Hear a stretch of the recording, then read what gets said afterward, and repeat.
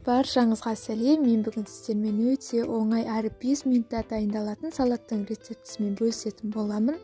Бәр жоғы бұл салатқа 4 ғана зат қажет. Видеоны соңына дейін қарап, лайк басып, комментарий қалдыруды ұмытпаңыздар.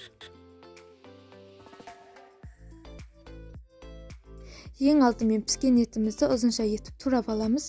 Кез келген етті қолдансаңыздар болады, мен сиыр етін қолдандым.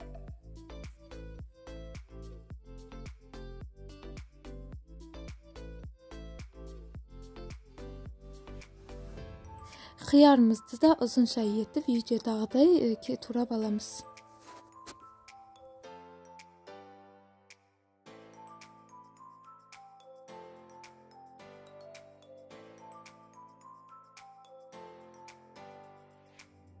Помидорымызды да видеодағыдай жіңішке етіп турап аламыз.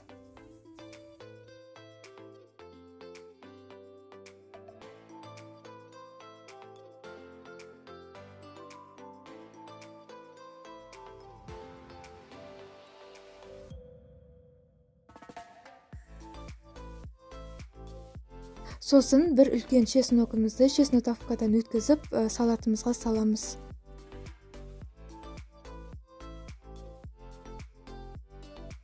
Қатты қызып тұрған сұйық майымызды чесноктың үстіне құямыз. Сосын мен осындай соя тұздығын қолдандым. Осы соя тұздығында өзінің тұзы жеткілікті болғандықтан мен салатқа тұз қолданбадым. Осылай жақсылап барлығын араластырып аламыз.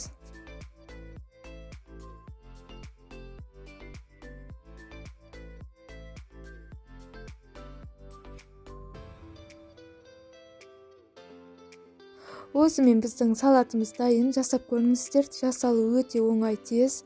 Қонақтар келе қалған жағдайда немесе үйлеріңізге қонақ шақырған кезде осы салатты жасасаңыздар, дастарханыңыздың көркін ашады. Барлықтарыңызға ас болсын.